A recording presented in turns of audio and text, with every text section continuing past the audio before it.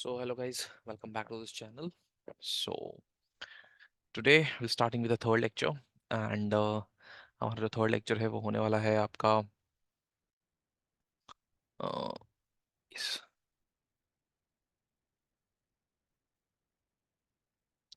Yes so जो third lecture है वो होने वाला है दैट इज ऑन द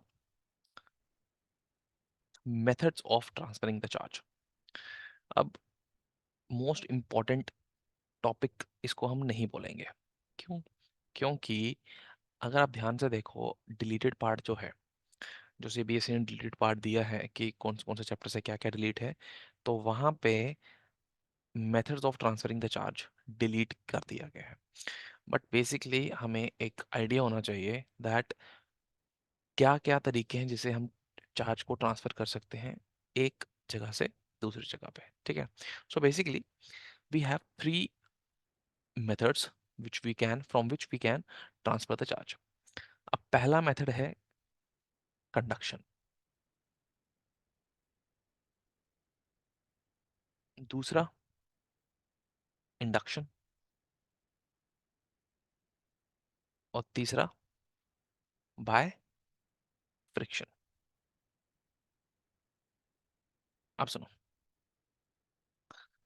अब ये कंडक्शन के आगे लिखा है कांटेक्ट।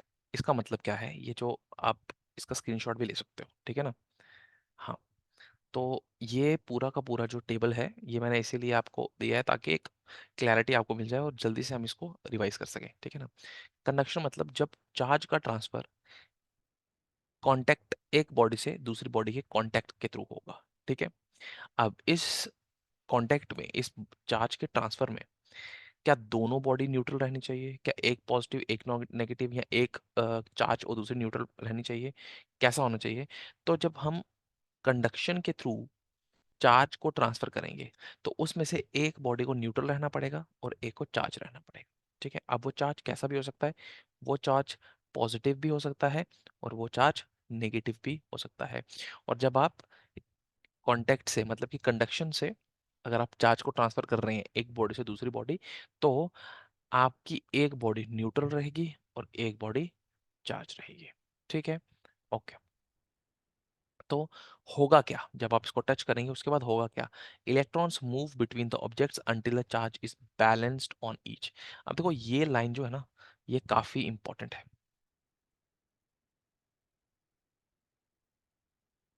ये चीज, ठीक है। आई थिंक थोड़ा डार्क हो गया, ठीक है। ये चीज इसको अंडरलाइन कर देते हैं, ठीक है ना। ये काफी इंपॉर्टेंट है। Electrons move between the objects until the charge is balanced on each.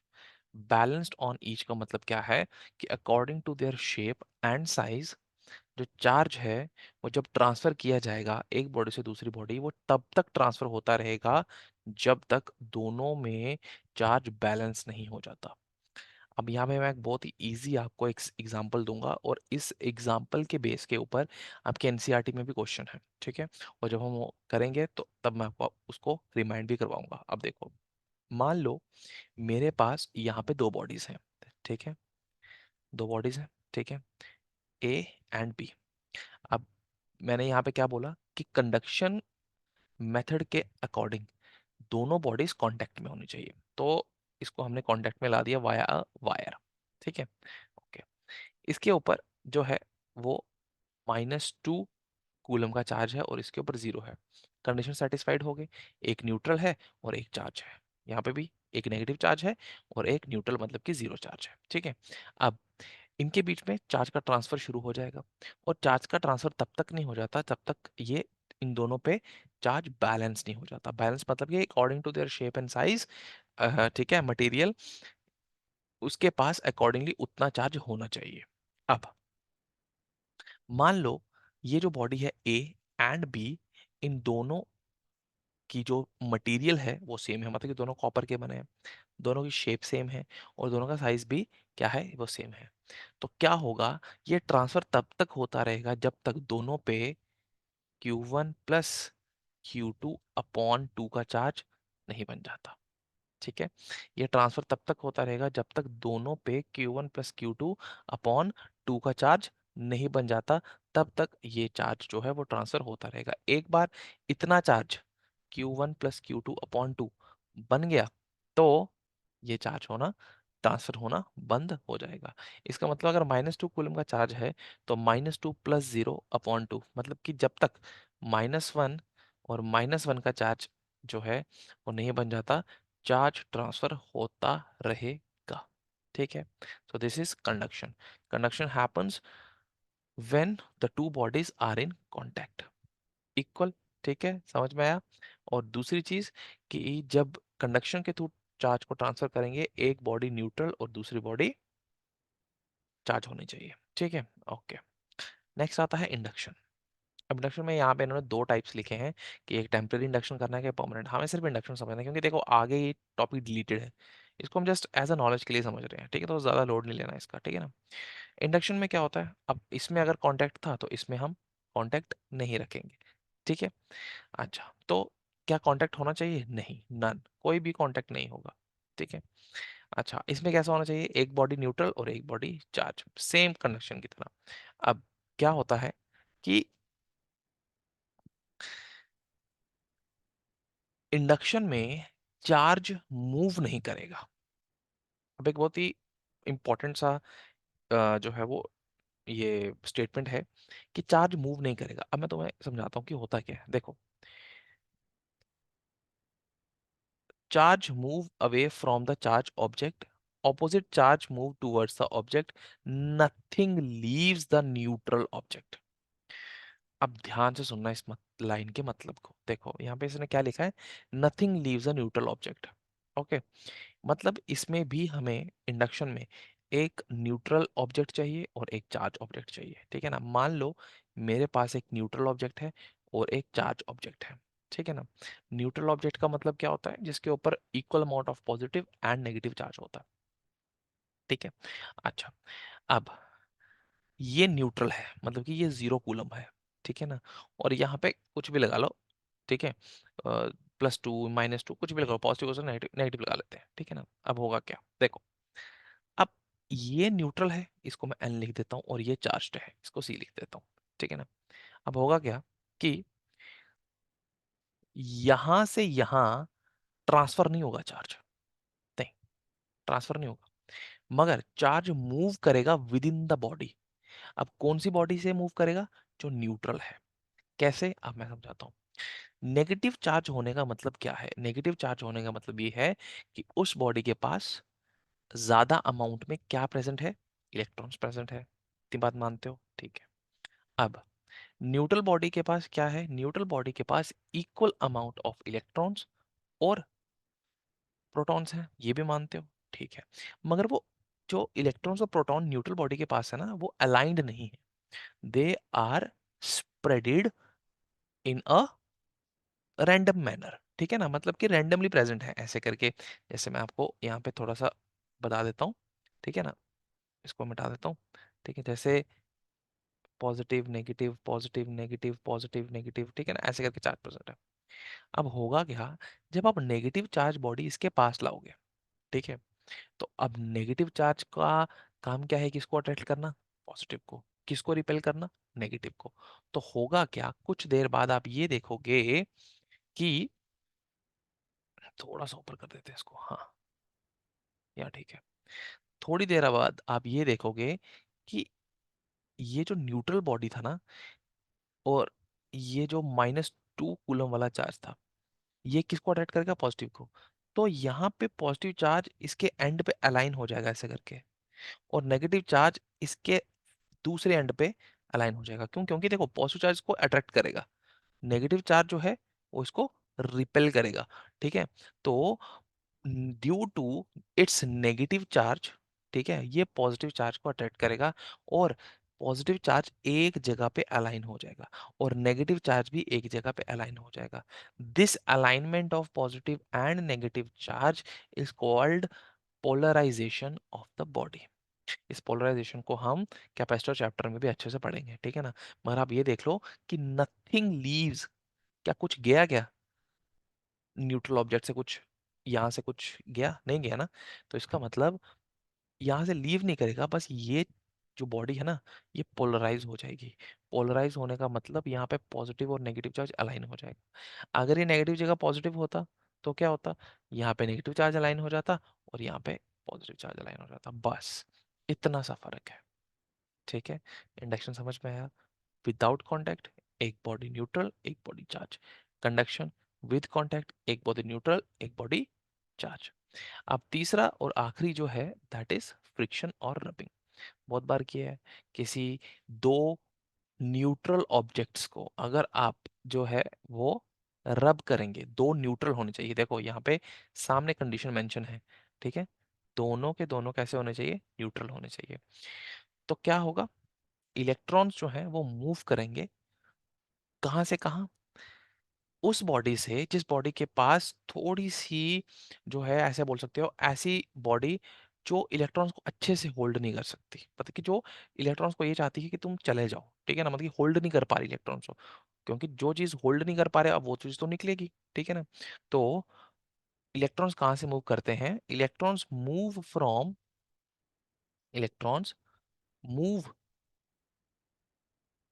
From the object with the weaker hold to the object with the stronger hold, ठीक है।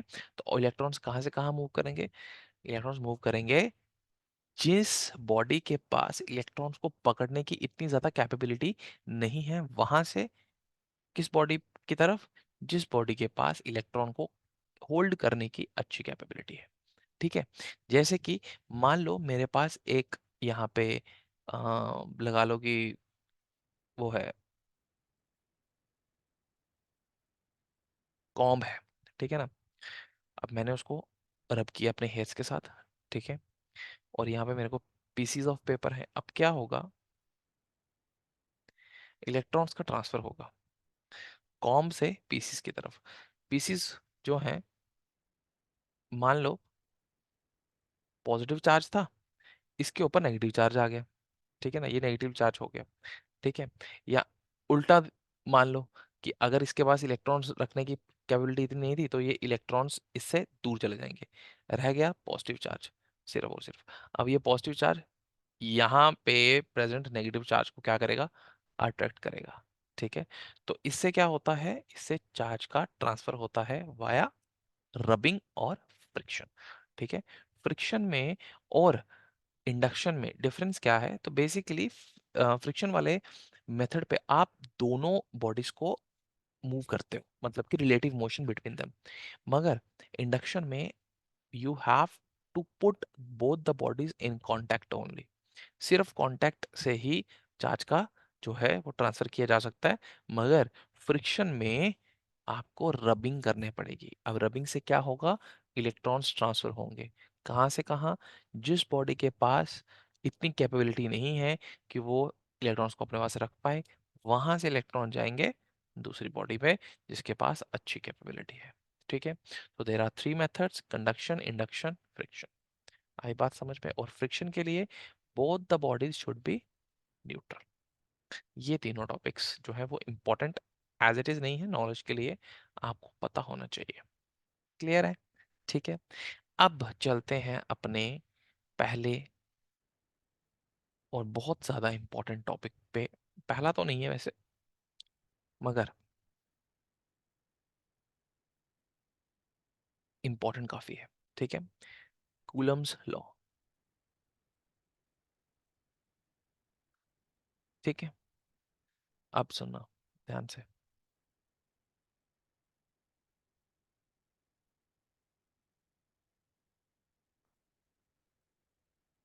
कूलम्स लॉ बेसिकली क्या है, देखो क्लास 11th में आपने gravitation law पढ़ा था।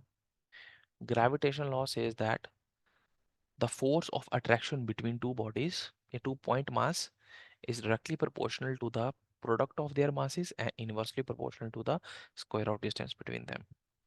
Coulomb law भी कुछ ऐसा ही है, मगर कूलम लॉ क्या बताता है, फोर्स बताता है किसके बारे में, किसके बीच में, सॉरी, बिटवीन द चार्जेस। मान लो आपके पास दो चार्ज हैं, ठीक है ना, इररिस्पेक्टिव ऑफ देयर पोलैरिटी, भूल जाओ, ठीक है ना। चलो मान लो दोनों पॉजिटिव है, चलो, और इनके बीच में कुछ डिस्टेंस है, आर। ठीक है, अब ध्यान समझना, Coulomb's law states that the force of attraction और रिपल्शन, स्टेटमेंट इसकी आप मुझे पता कहीं से भी देख सकते हो, अट्रैक्शन और रिपल्शन। ऐसा क्यों भाई? बिकॉज हमें पता है कि जो लाइक चार्जेस होते हैं जिन पे सेम पोलैरिटी होता है वो रिपेल करते हैं, और जिन पे अनलाइक पोलैरिटी होता है, मतलब कि जो अनलाइक चार्ज होते हैं, एक पॉजिटिव एक नेगेटिव, तो वो अट्रैक्ट करते हैं। तो कूलम्स लॉ दोनों की फोर्स, चाहे वो अट्रैक्शन हो चाहे वो रिपल्शन हो, दोनों की फोर्स जो है वो बताता है। ठीक है, अब Coulomb's law states that the force of attraction और repulsion between two point charge. अब क्लास 11th में हमने पॉइंट मास के बारे में पढ़ा था, तो पॉइंट चार्ज क्या होता है? पॉइंट चार्ज, अच्छा बड़े सारे कंफ्यूजन है, क्या पॉइंट चार्ज पॉइंट की तरह होता है? नहीं, पॉइंट चार्ज का मतलब होता है कि वो चार्ज तो दूसरे के रिस्पेक्ट में एक पॉइंट हो, मतलब कि ये दोनों चार्ज आपस में ये दोनों चार्ज आपस में इतनी दूर है कि ये एक दूसरे को पॉइंट की तरह देख रहे हैं।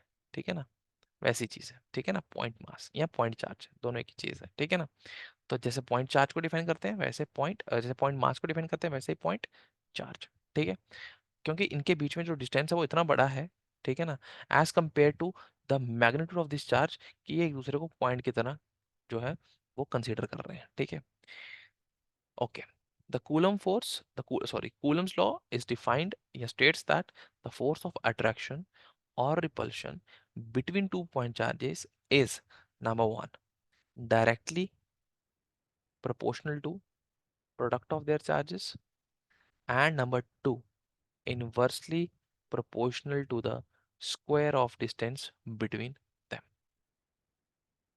ठीक है, सो ये दोनों के दोनों पॉइंट बहुत इंपॉर्टेंट है। ठीक है, पहला, that the force is directly proportional to the product of charges and inversely proportional to the square of distance between them।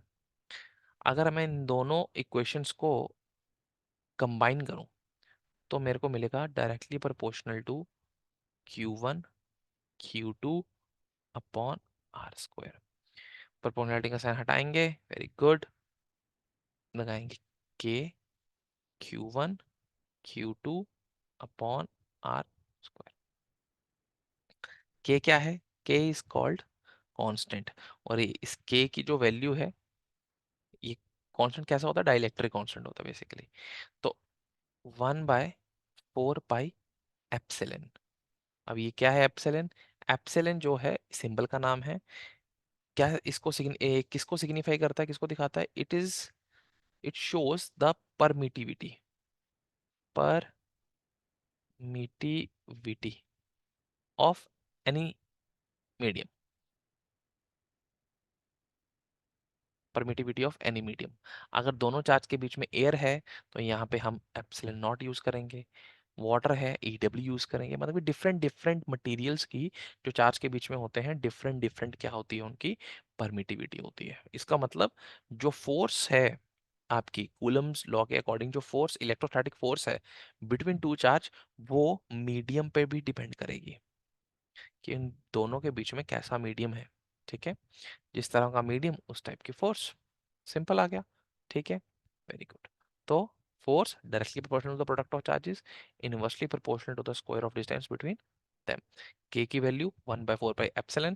Epsilon is called the permittivity of any medium and depends upon the medium, so medium के according epsilon की value use करते हैं। ठीक है ना, अच्छा, for air या vacuum या फ्री स्पेस हम एप्सिलॉन नॉट यूज करते हैं, और मैक्सिमम 95% क्वेश्चंस में यही यूज होता है। और जब एयर, वैक्यूम या फ्री स्पेस हो तो आप के की वैल्यू को यूज करेंगे 9 × 10⁻⁹, और इसका यूनिट होता है न्यूटन मीटर स्क्वायर कूलम -2। ठीक है ना, बहुत इंपॉर्टेंट है। ठीक है, तो ये एयर की वैल्यू है। ठीक है ना, अगर बीच में एयर होगी तो ये वैल्यू यूज करेंगे। ठीक है, अब ध्यान दो कि ग्रेविटेशन फोर्स सिर्फ और सिर्फ, जब 11th क्लास में हमने ग्रेविटेशन पढ़ा था तो उसमें जो ग्रेविटेशनल यूनिवर्सल ऑफ ग्रेविटेशन था वो सिर्फ अट्रैक्शन फोर्स के बारे में बताता था। क्यों? क्योंकि gravity is attractive force, but whereas जो इलेक्ट्रोस्टैटिक फोर्स है, it can be attractive and can be repulsive in nature. ठीक है, ओके, इजी है यहाँ तक, बहुत इजी, वेरी गुड। ठीक है, अब हमें पता है कि आपकी पास जो इलेक्ट्रोस्टैटिक फोर्स है, ठीक है ना, अब फोर्स तो फोर्स होती है भाई, तो force is a vector quantity,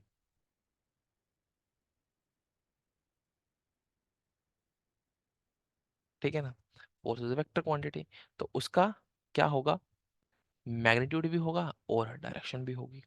अब कूलम्स लॉ से, कूलम्स लॉ की स्केलर फॉर्म से, ये जो थी ये स्केलर फॉर्म है, F is equals to K Q1 Q2 upon R square, it is scalar form, ठीक है, ये स्केलर फॉर्म है। अब इसका जो वेक्टर फॉर्म है, ठीक है ना, कूलम्स लॉ का,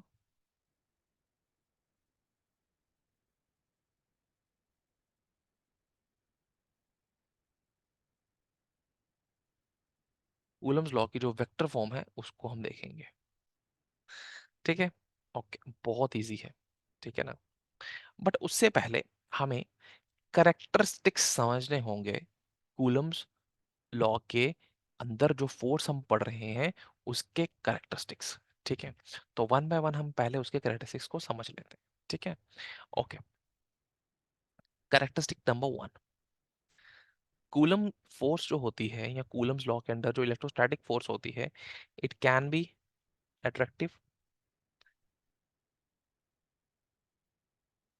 और इट कैन बी रिपल्सिव, ठीक है, बहुत इजी है भाई, it can be attractive, can be repulsive, ठीक है, ओके, दूसरी चीज, अब इस फोर्स की जो डायरेक्शन है, it is always along the line joining between two point charges, ध्यान से सुनना, फॉर एग्जाम्पल ये है Q1, ये है Q2, and this is the line joining between these charges, ठीक है ना, ये दोनों या तो पॉजिटिव होंगे या दोनों नेगेटिव या एक पॉजिटिव एक नेगेटिव, ठीक है, अब मान लो एक पॉजिटिव है और ये भी पॉजिटिव है, ठीक है ना, अब जो Q2 पे फोर्स लगाएगा Q1 वो कैसी होगी, रिपल्सिव, रिपल्सिव फोर्स मतलब कि Q1 क्या चाहेगा कि Q2 उससे दूर जाए, अब दूर जाना ऐसे भी जा सकता है, ऐसे भी जा सकता है, ऐसे भी जा सकता है, ऐसे भी जा सकता है, नहीं, दूर वो जाएगा इस लाइन के अलोंग, मतलब कि ऐसे, ठीक है, और वहीं Q2 क्या चाहेगा, Q1 उसके उससे दूर जाए, तो वो भी इस लाइन के अलोंग मूव करेगा, ठीक है, so the force between two point charges is always along the line joining between two point charges, same चीज अगर अट्रैक्ट कर रहे होंगे, मान लो कि ये पॉजिटिव के बजाय नेगेटिव है, तो ये क्या चाहेगा, इसके पास आना, क्योंकि अट्रैक्टिव फोर्स, ठीक है, अट्रैक्टिव फोर्स इन नेचर, ठीक है, तो अट्रैक्टिव फोर्स का मतलब कि ये इसके पास आएगा, और लाइन यही, ठीक है, इसी लाइन के थ्रू ये इसके पास आएगा, तो इसका मतलब जो डायरेक्शन है आपके फोर्स की, इलेक्ट्रोस्टैटिक फोर्स की जो डायरेक्शन है, it is always along the line joining, ठीक है, और योर डायरेक्शन नहीं, ठीक है, तो ये दोनों बहुत इंपॉर्टेंट प्रॉपर्टीज हैं फोर्स की, कौन सी फोर्स की, इलेक्ट्रोस्टैटिक फोर्स की, ठीक है, ओके, अब हम शुरू करते हैं अपना Coulomb's law in vector form, बहुत ही इंपॉर्टेंट टॉपिक है कूलम्स लॉ का वेक्टर फॉर्म। अब कूलम्स लॉ के वेक्टर फॉर्म में बेसिकली है कुछ नहीं, हमने कूलम्स लॉ ही लगाना है मगर डायरेक्शन को देख के, ठीक है, अब कैसे, पहले आपको थोड़ा बहुत अ, पता होना चाहिए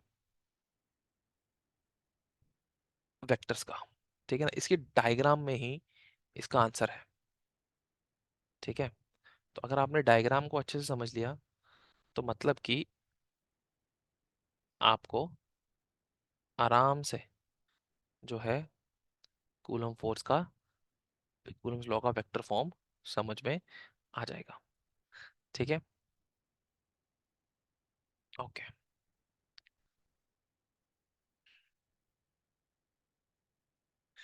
यहाँ पे मान लो हमारे पास दो चार्ज हैं, Q1, इसको मिटा देते हैं यार, ये अच्छा नहीं लग रहा। हम्म, तो Q1,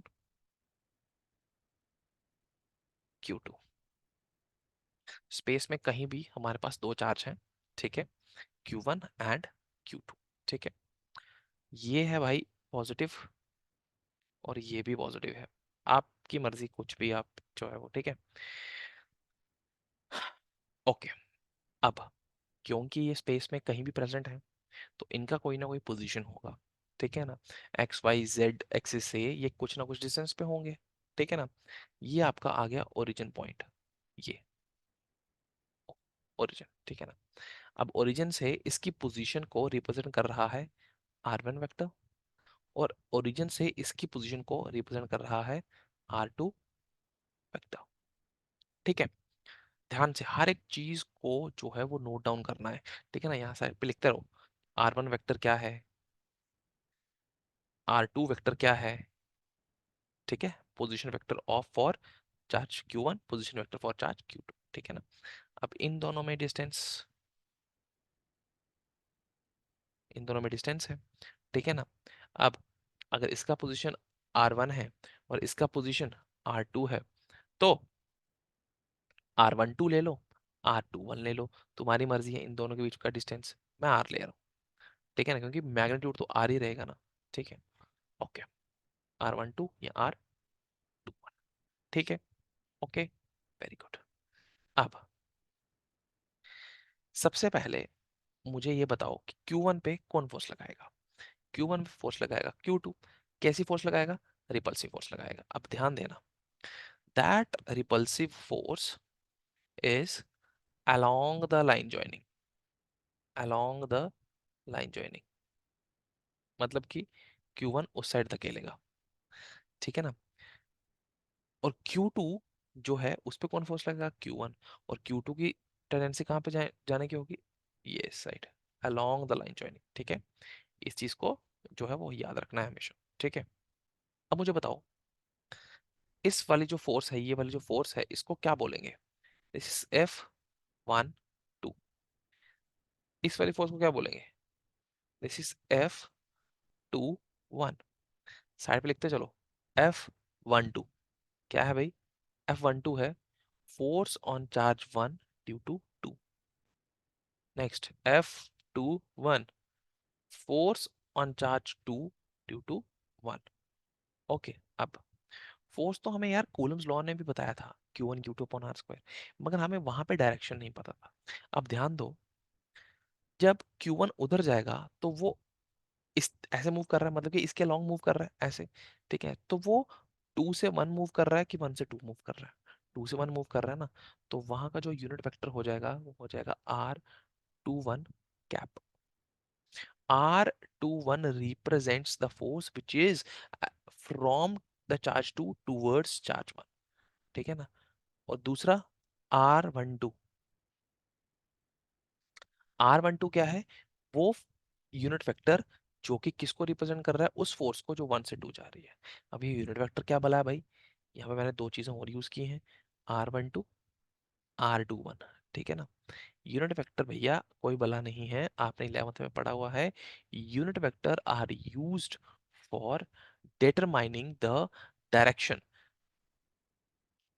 unit vectors are used for determining the directions, ठीक है, ओके। तो अब यहाँ पे एक चीज ये है कि जो आपका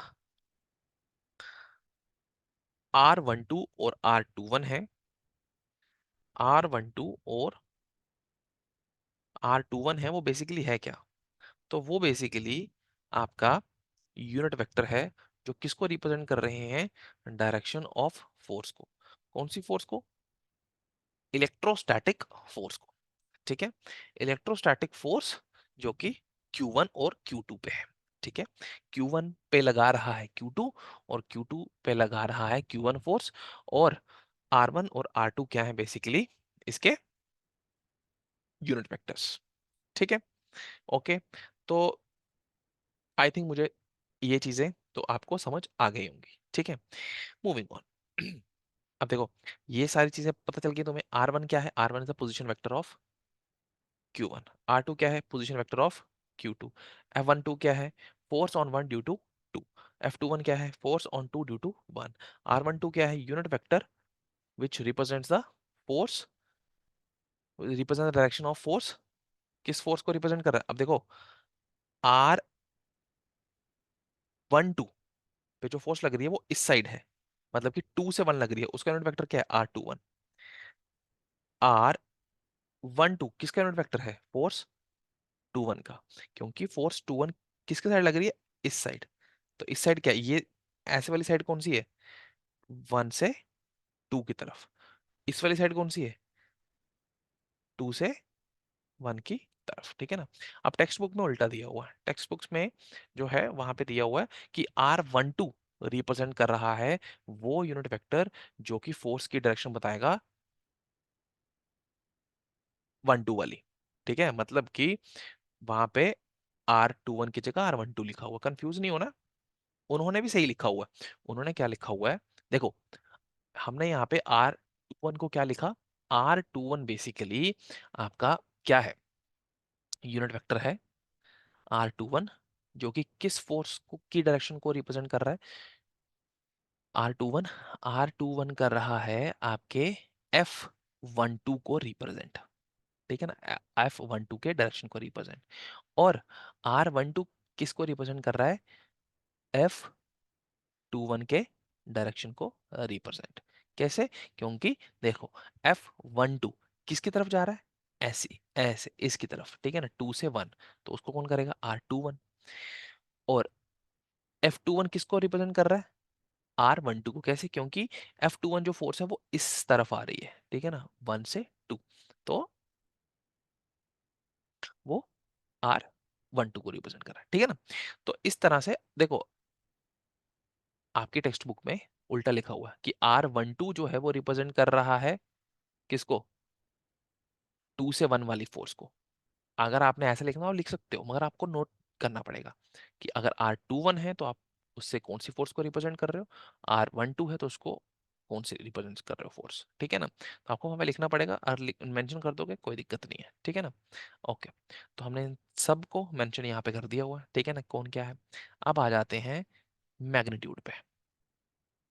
चलो भाई, F12 पहले मैग्नीट्यूड क्या होता है भाई? के Q1 Q2 upon R square. ये तो हो गया मैग्नीट्यूड। F12 की डायरेक्शन को कौन रिप्रेजेंट कर रहा था? R21, ठीक है। F12 की डायरेक्शन को कौन रिप्रेजेंट कर रहा था? R21, ठीक है। अच्छा, अब अगर आपको पता हो तो यूनिट वेक्टर जो होते हैं इनको कैसे लिखा जाता है? R21 वेक्टर अपॉन R21 का magnitude. And you also know कि R21 हो, R12 हो, सबका मैग्नीट्यूड किसके बराबर है? R के बराबर, ठीक है। तो R21 की जगह आप R भी लिख सकते हो, तो मैं यहाँ पे R लिख रहा हूँ, ठीक है। कंफ्यूज नहीं होना है। मैंने आपको रीजन बता दिया कि क्यों यहाँ पे मैं R लिख रहा हूँ, ठीक है।